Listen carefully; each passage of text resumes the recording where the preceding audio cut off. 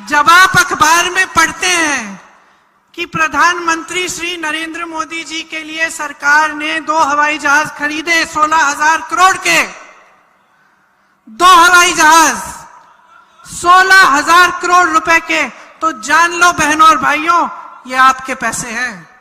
ये वो पैसे हैं जिनसे किसानों का कर्ज माफ होना चाहिए था। ये वो पैसे हैं जो पुरानी पेंशन की स्कीम में जाने थे। ये वो पैसे हैं जिनसे आपके लिए पाठशालाएं बननी थी, आपके लिए नए उद्योग बनने थे।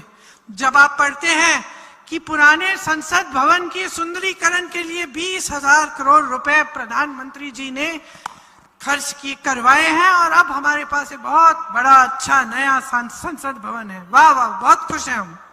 अच्छा है, देश के लिए आपने अच्छा संसद भवन बना लिया, लेकिन क्या जरूरत थी इतने सारे पैसे खर्चने के लिए, जब उस समय पता है क्या था? कोविड था, कोरोना था। पब्लिक तरस रही है ऑक्सीजन के लिए, पब्लिक सड़क पे भटक रही है कि कोई हमें मदद कर ले, हमें दवाई खिलवा ले, हमें ऑक्सीजन दे दे, सैनिटाइजर मिल जाए। और आप क्या घोषणा कर रहे हैं कि आप पुराने संसद भवन के सुंदरीकरण के लिए 20,000 करोड़ रुपए खर्चेंगे।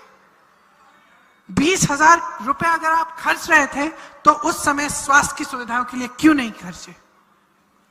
थोड़े दिनों बाद वहां काम शुरू हो गया दिल्ली में, पुरानी इमारतें तोड़ फोड़ दी, नई वाली बन रही थी, सड़कें बड़ी हो रही थी, खूब हम देख रहे थे, धूल उड़ रही थी।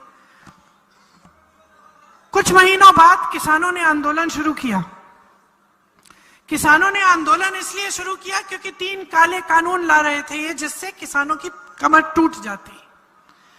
किसान समझ गया ये बात, आंदोलन किया, सैकड़ों किसान शहीद हुए, सड़क पर निकले, बैठे रहे महीनों के लिए। आप सब जानते होंगे, आपने पढ़ा होगा अखबारों में, महीनों के लिए बैठे रहे। सर्दी थी, बैठे रहे, पानी नहीं था, बैठे रहे, शहीद हुए। प्रधानमंत्री जी अपने आवास से नहीं निकले उनसे बात करने के लिए। उस समय मैं यूपी में काम करती थी, किसानों का गन्ने का बकाया 15,000 करोड़ रुपए था। 15,000 करोड़ रुपए का बकाया, 20,000 करोड़ रुपए का सुंदरीकरण, और सरकार कह रही थी हमें इस बकाये के पास, हमारे पास पैसे नहीं है इस बकाये को देने के लिए। समझ रहे हैं आप?